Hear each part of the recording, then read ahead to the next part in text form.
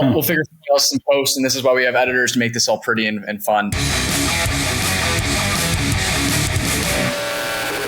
One thing that I wanted to talk to you about more specifically is like, you have a really unique background, right? I mean, there's all kinds of different businesses that you've been a part of, right? And I think the first question I wanted to ask is, coming into the restaurant industry, what was the unique piece about restaurants that made it different to growing the other businesses that you've had previous to this? Well, so our previous businesses, the first was in the fitness space, so I didn't have cost of goods, and so that was definitely different on the P&L. And then going into cell phone repair, I'm a serial entrepreneur, so then I got into cell phone repair. That introduced cost of goods. So then going into restaurants, it was pretty similar to the cell phone repair as far as the P&L, the way it looks. But what I learned with restaurants over fitness is everybody wants to eat versus no one wants to exercise. Yeah. So that was definitely something different. And so you're selling something people want to have, an experience that people want to receive. Mm-hmm. And so I know Jeff Bezos has told Chef Shaquille O'Neal, hey, only invest in things that create impact that will change people's lives. And so, I think of restaurants, it really does change your life because you're wanting to usually decompress from the day, either for lunch or for dinner, usually with friends or family.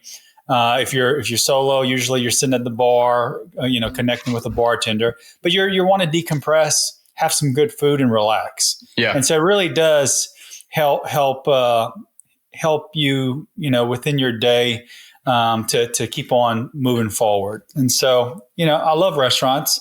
The margins are good in pizza, much better than a lot of these other industry, other concepts that I'm hearing. Mm-hmm. And so we're fortunate for that. And then we also took over all the paper goods. And so we haven't gone up on paper goods in 3 years when everybody else is going up on paper goods. And I'm like, okay, we're doing it. We're the manufacturer now, and we haven't gone up in 3 years. So why are y'all up 30, 40%? It doesn't make any sense. They say, it's because of fuel, it's because of logistics. It's all, everybody's getting paid more. And I just call it all BS because we're still doing it and we haven't gone up at all.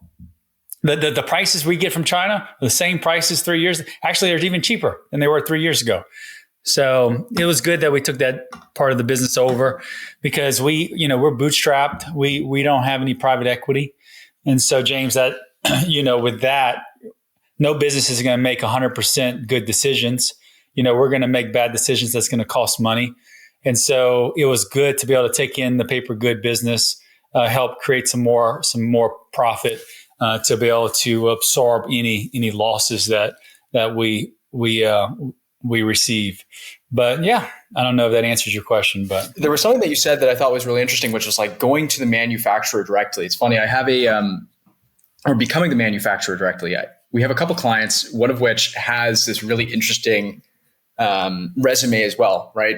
Came from being a serial entrepreneur, working in a bunch of different industries. And they did the same thing. They saw their, paper goods prices going through the roof. And he was like, well, why don't I just become the manufacturer? And he's like, it was the best decision we ever did. We have complete consistency now in their paper good prices. And for what they're doing, they had a bit of a bakery concept that they were working with. They're like, that becomes a big added line item for them. And now they just have a complete flat line. And if anything, they've been actually selling some of their products to local restaurants and giving them relief on the product. And it's funny you say that. I had a conversation with Nick yesterday about it. I was like, there might be more to this where we can help other businesses with their paper goods because we have the whole thing set up. We have a technology program that we created that's running it. And it's like, why not? Why not help other businesses? Because it's just sad that, some of these middle, and maybe it's the middle guys, maybe it's the wholesalers or killing the retailers. But yeah, man, it's not going up like they're saying. Yeah. And I think with restaurants specifically too, you're not really competing against other restaurants directly. It's almost like you're competing against other experiences. I think you hit it best, where it's like restaurant people want to go to a restaurant to relax, to unwind, to experience hospitality, and kind of the outside world doesn't exist for the moments that you're in those four walls. And I find that with restaurants, it's like if everybody's being successful, there's just great opportunity. Your competition is more the movie theater or, going to a live event or something like that. It's not actually the, you're in pizza. There could be, a steakhouse across the road. Like, they're not competitors. If everybody can win, now you have a street, let's say, that there is success on, people are more likely to go, the sales go up. You look at what's happening in Detroit right now as an example. Detroit's kind of coming back to life a little bit, and a big center of that happens to be restaurants. Yeah, especially with those Detroit Lions, man. Definitely. It's all clicking for them. Now, I'm curious. Obviously, the manufacturing side is one thing, but working with a bunch of different businesses in the past, is there other pieces that you've brought in to Crust where you've been able to say, like, hey, I can identify this because I used to work in iPhone repairs or cell phone repairs? Yeah. So with cell phone repair, they didn't have a point of sale. It was just we were just using Square at the time. This was probably 15 years ago, and Square was it. They didn't really have a good point of sale for cell phone repair. So my business partner Nick, tech background, with a huge group of programmers, ended up creating our own software for Fix My Phone, from point of sale to loyalty to everything, to the back end, to franchising software, from development, onboarding, training, opening the stores. And so we did that for Fix My Phone, and then we did that for Main Squeeze.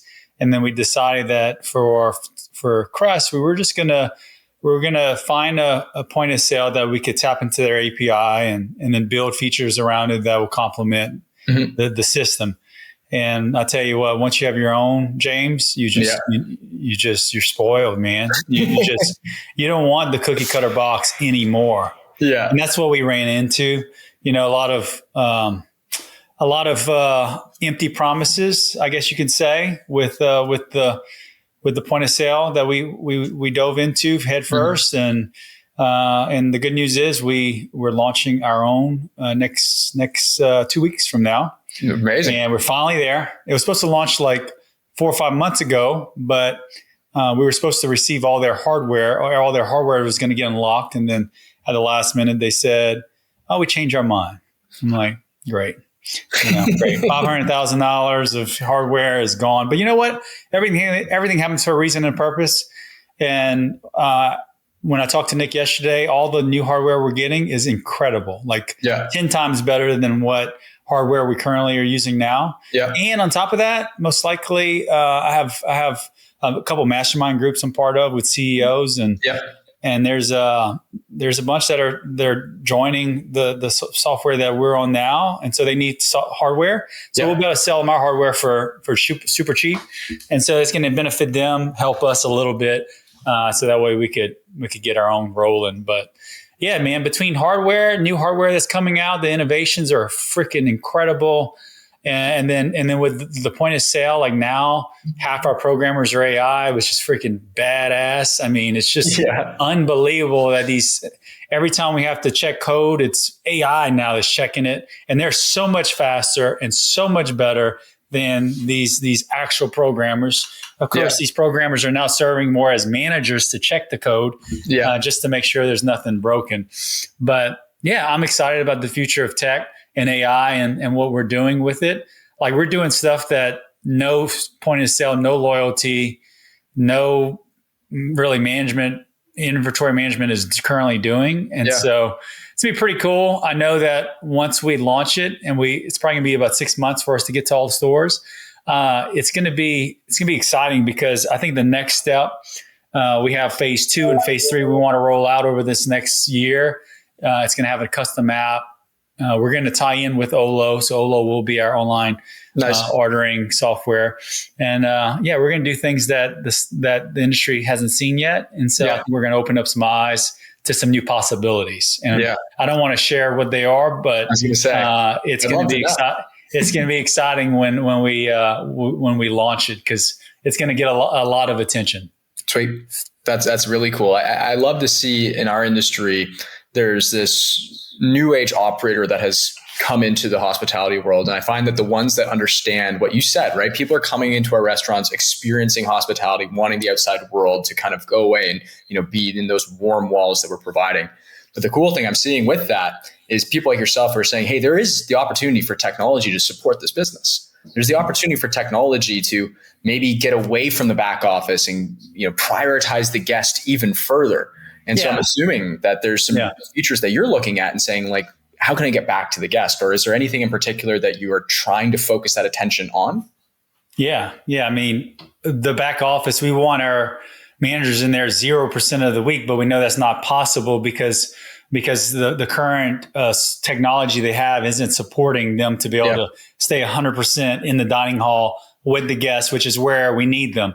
When people say, are you touching tables? To me, that's not touching tables. It's building relationships. Certainly.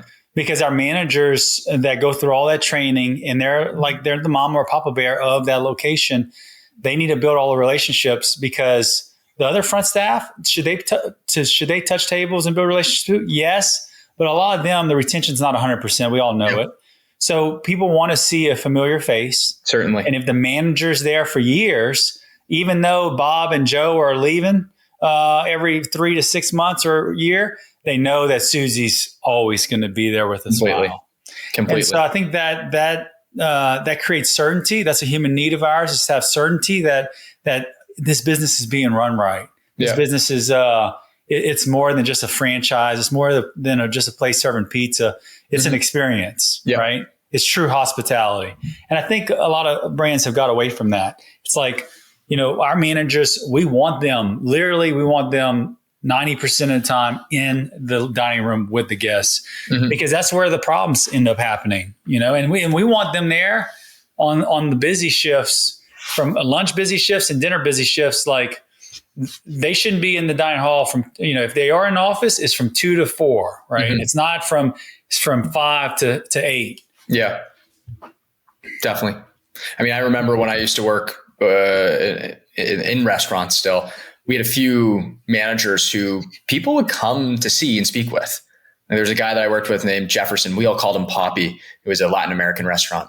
And people, you'd see these guests' faces light up the moment this guy walked in the room. And he was there for a long time. I'm sure he did quite well as well. I mean, he was treated very well by the team. But people came back. And then the same hospitality he gave, other people emulated it too. He's like, I want people to be that happy too. So now you're having like this trickle down training by just watching someone great be able to be great with the guest. Yeah. People want to conversate with people. People want to have that interaction. And so many companies, so many restaurants have gotten away from that. And it's like, you got to get back. You have to get back to that. I mean, now you do need to make sure your kitchen is strong and that you have everybody making food on time and the right quality. That's very, very important.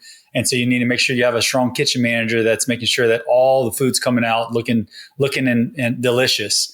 But the customer side is so important. And the brands that are doing it, I mean, there's a reason why their year-over-year growth is what it is because that piece is connected. It's an outlier now. To have good service and to smile and make eye contact, that's an outlier.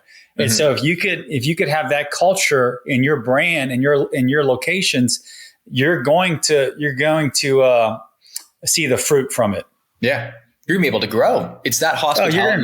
You're gonna grow. But again, it goes back to the tech piece. The tech piece, if your tech stack is not allowing your managers to stay in the front with the guests, then that's the brand's fault. Yeah. I mean, it is. If they have to stay in the office because the scheduling is a 3-step process and doing inventory takes them, 5 hours a week and all these HR is a headache. They're still doing manual applications. I mean, there's technology for all that stuff, right? Yeah. Making sure people clocking out on time and clocking in on the right time. And, we have a employee app that has their schedule in there. It has communication, all these different things. It's like Facebook but for, for our employees. and they love it. They love it. So we share the wins, so that way they know when we're winning. We share the losses, because the only way you win again is you learn from your losses. And so our mindset when we're thinking of technology is this going to help get the manager in the dining hall? Yes. That's our question every single time we create a new feature. We were thinking, okay, is this helping them or is this hurting them? Yeah, completely. I mean, I wish every tech, company would think that way, because really at the end of the day, like if you're doing that, then you're solving the main problem. A lot of people just solve the symptoms instead of the problem. You have to find the root problem, and then the symptoms go away. Completely. And that's the way I agree. I agree wholeheartedly. I mean, our whole thesis was dashboards aren't going to put someone back in seats, but GMs will. And so how do we eliminate whatever task is currently going on that's keeping them from that crucial conversation that could be happening? And when you do that, you see great things, right? The best operators are really great at one element, and they have someone else handle something else. And a lot of time your GM isn't going to be great at filling out an expense report. They might not be great at inventory. They might not be great at an Excel spreadsheet and filling out financial reporting. They're great at talking to guests. They're great at managing teams. They're great at the crisis management, so that the guest never knows something's happening, yet in the back it's pandemonium, because guess what? Everybody gets in the weeds and things happen. How do we manage that? How do we get through? And if technology isn't addressing that, then what is it really doing? Yeah. It's a lot of it is, I had a mastermind call with a bunch of CEOs a couple of days ago, and they're like, I would love to have all this tech, but is it really going to impact me the way that they're saying it will? And then other CEOs chime in and say, this one, I thought it would be good, and then it's terrible. And so it's like, what is the true tech stack that's going to be that magic power for the store and the brand? You mentioned certainty, which I thought was really interesting, because when you look to growing a brand and you look to the financial statement saying, hey, we're going to make a big decision here, make a big investment, certainty of your data has to be there. So what are you guys investing in to provide that certainty to your financials? So when you can say, hey, we're going to open up a new location, we're going to do an expansion, you feel that, at your core. Yeah. Well, I mean, first off, we do P&L reviews every month, every quarter. Mm-hmm. And so we're looking at where we're at on a per store basis. And so that's pretty important. But I'll say it goes back to picking the right site. That's number one. So like we have some incredible software and heat maps with like 10 layers from demographics to psychographics to groceries to competitors. And we figured it out, James. We with 37 stores, I feel confident in that software that it identifies the right locations. Mm-hmm. And so that way we could find the right sites. Mm-hmm. And then from there, if we find the right site, then the next part is finding the right franchisee that's going to be engaged and be an owner operator. And then if that's right, then we could teach them the financials. Yep. As far as, like what to hit. I mean, we have templates and we have programs to show them where they need to be. And then if they're not hitting it, numbers tells a story to me. And not everybody thinks that way, but I'm like, okay, if this number's better or worse than the industry standard or our brand standard, why?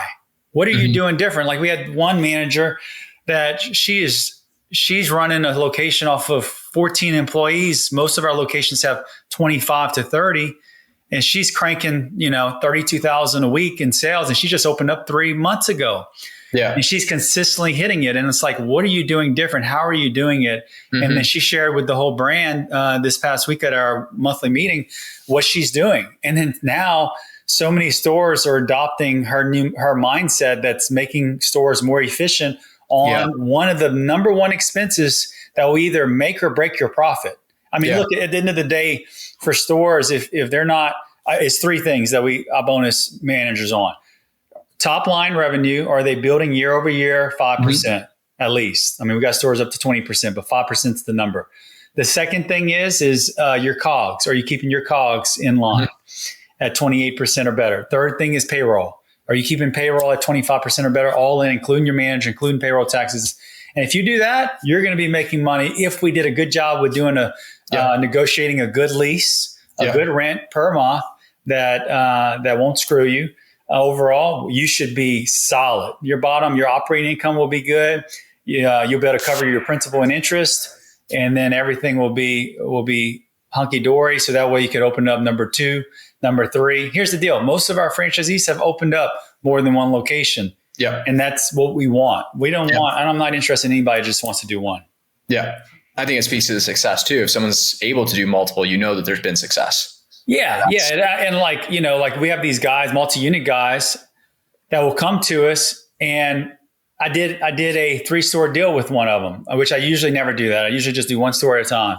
And I'm like, man, he has this great background, and it's been terrible. Oh my God. It's been terrible for 2 reasons. One is he was stuck in his own way of thinking. And then second, he's not engaged at all.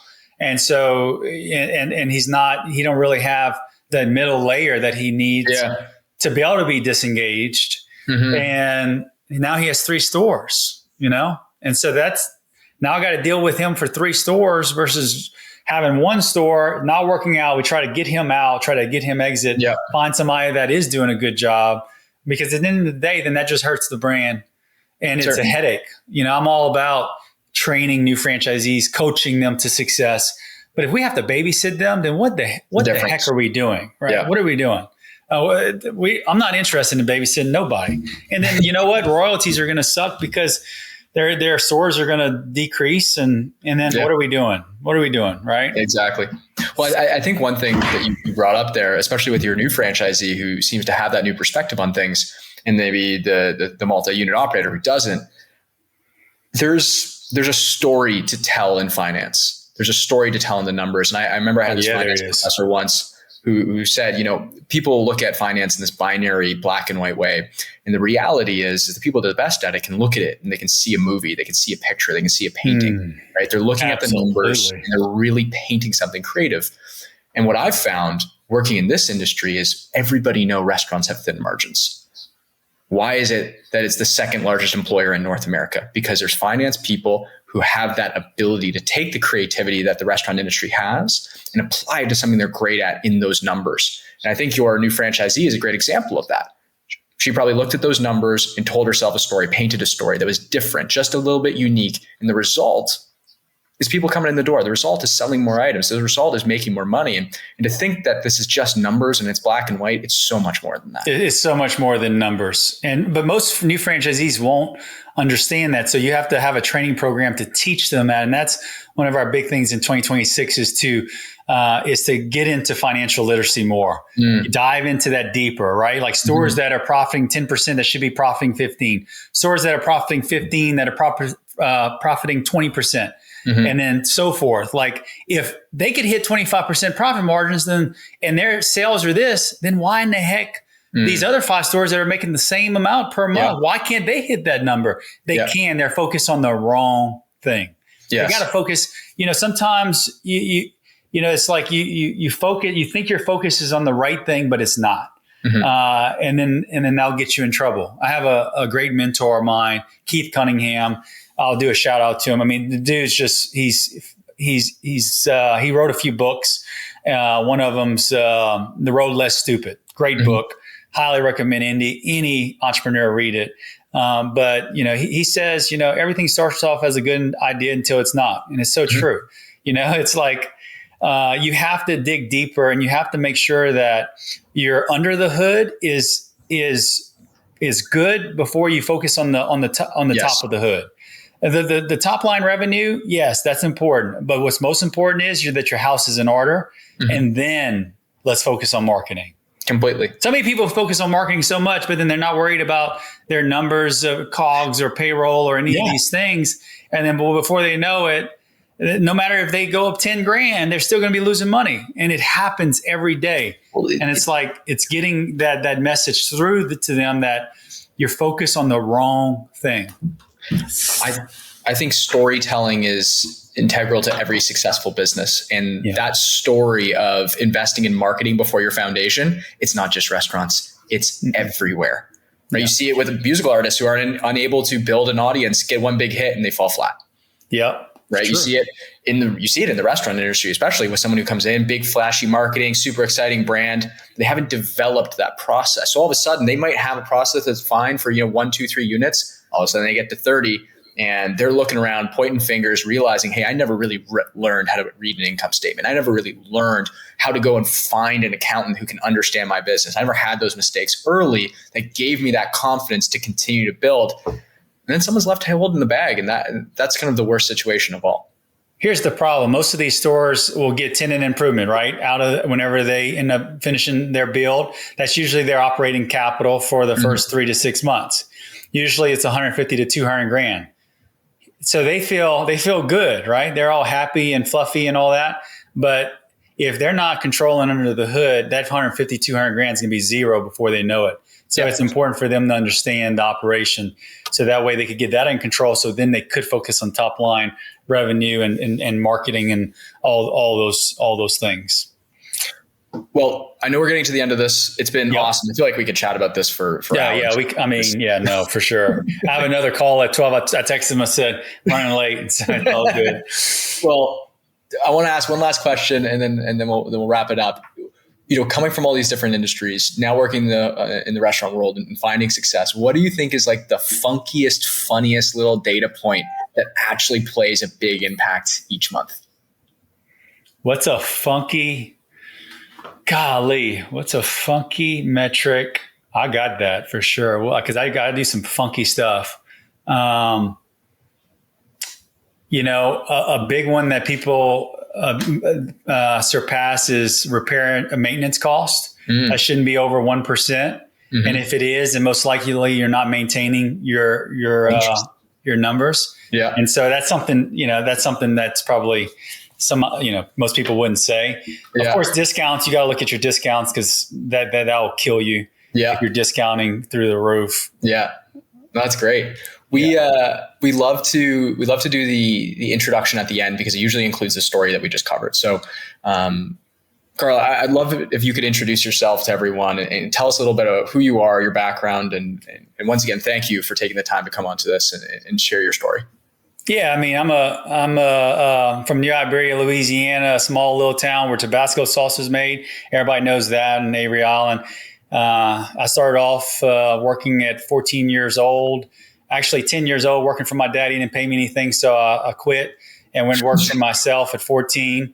And then I've been self-employed since then. And now I'm almost 40 years old, so 25, 26 years. I feel like I should be retiring soon. I've been through entrepreneurship from the fitness world to the cell phone repair world, and tapped into franchising, learned that process, and then went into the juice and smoothie business, the yoga business, and then sold that. And then now I'm in pizza, and it's been a fun journey. It's been a fun ride through the whole process. It's unique because most CEOs and most even founders, they usually learn from someone, right? They usually will be an employee and they learn from someone that they want to become.